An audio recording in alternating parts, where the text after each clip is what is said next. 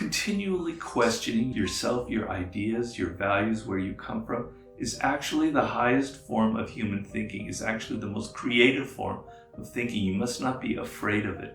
It is extremely powerful. In an earlier video, I talked about human stupidity, and one of the things that I talked about is the stupidest people are the ones who think they have the right answers, who are so certain that they know the truth.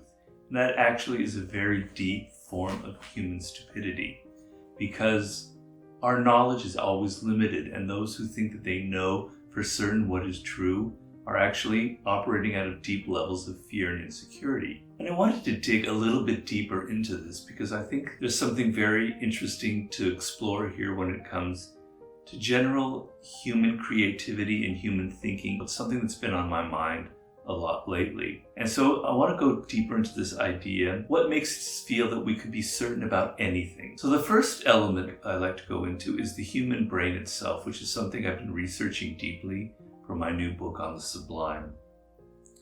And the fact is, we don't really know.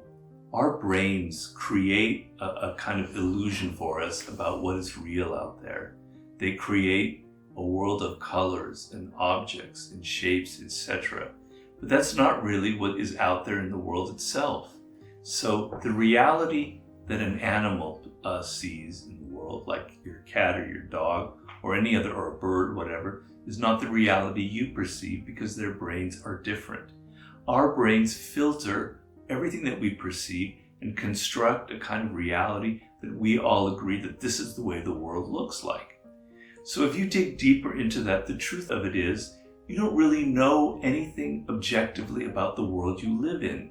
It is an illusion created by your brain, right? The neuroscientist Dean Buonomano, very important neuroscientist, said, the brain is an illusion factory. This goes on into other deeper levels. The sense of having a self, of knowing your emotions, etc. You don't know where your emotions come from. You don't know really who you are, okay? So you are a complete mystery to yourself if you ever look at it. So spend a moment and think deeply, where do my thoughts come from? Now I do this a lot in my meditation. And if you think about it, if you actually explore it, you don't really know where your thoughts come from, right? Suddenly, ideas pop up into your head, images, emotions, feelings. You don't control them. They just come up out of nowhere, almost as if not willed. So you don't know where your thoughts originate from. Many of your thoughts that you think are your own, you think are original, are actually implanted through our culture, through social media, through programming and education, through your parents, etc., or through history. So many of our ideas, particularly that we have in the Western world, are embedded in us in hundreds of years of a certain philosophical bent, a certain way of looking at the world. It's not the same way of looking at the world that our ancestors had, or that people in Asia have. So a lot of it is contingent on the culture, on your education, on your background. So if you add this all up, and I could go deeper and deeper and deeper into it, you don't know what the world looks like. You don't know, what is actually out there because the brain is constructing it for it.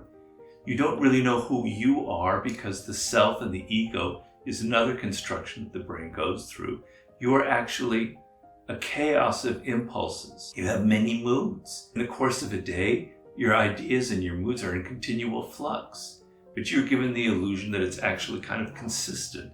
So you don't know who you are, you don't know what the world looks like, you don't know where your thoughts come from, you don't know where your emotions come from. You are a complete mystery to yourself.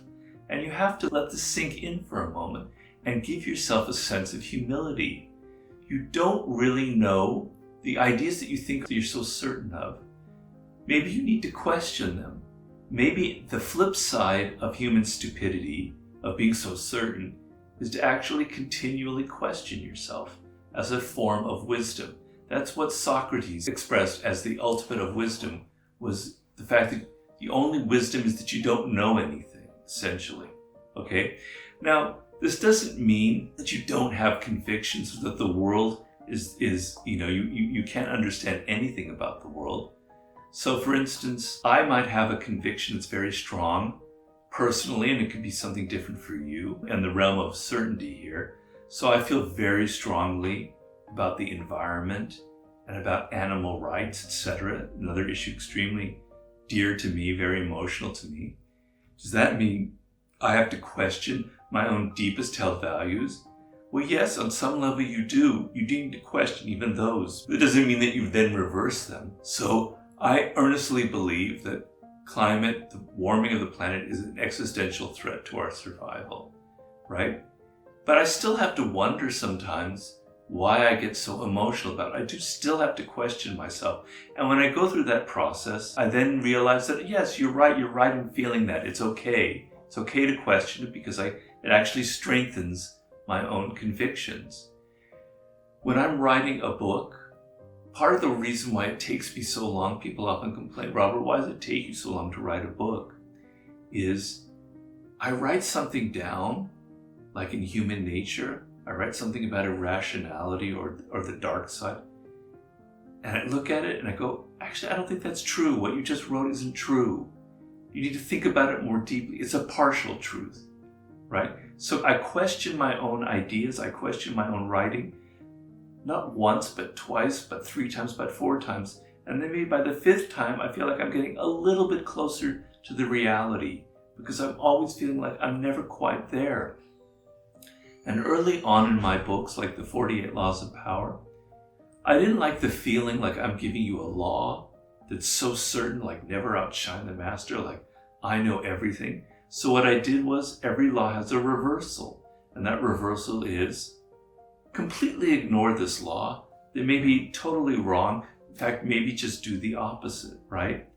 And I'll conclude by talking about what makes this so creative.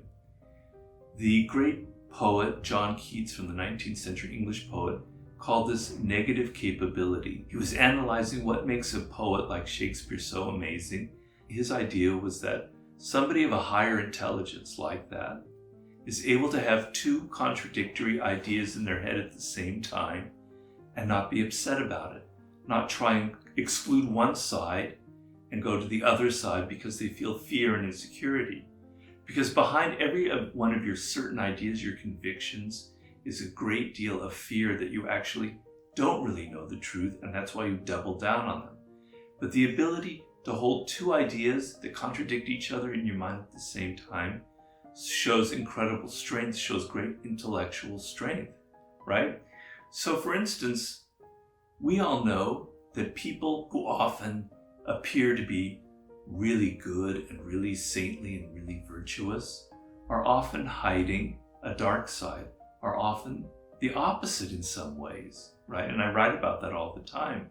There's a contradiction there. How can somebody seem so virtuous and at the same time have this dark side that is so clear at certain points? Well, they can be both. Things don't have to be black and white in this world. It could be that this person does have a virtuous side, but they're also harboring a very dark side as well. So there can be things that contradict each other in life. There can be things that aren't black and white, that are in the gray area. And when you are truly creative in your process, whether you're writing a book, whether you're creating a movie, whether you're creating a business, the ability to say, I'm not exactly sure what the answer is. Maybe I need to consider more possibilities. And when you widen your mind and you consider more possibilities, all of a sudden ideas will come to you. Connections between A, B, C, D, and E that you had never thought of before. So the opposite of human stupidity is a sense of questioning and opening your mind as wide as possible and questioning every one of your ideas and your values, however far you can take it. So I just wanted to explain that to go further on what I had said before about human stupidity.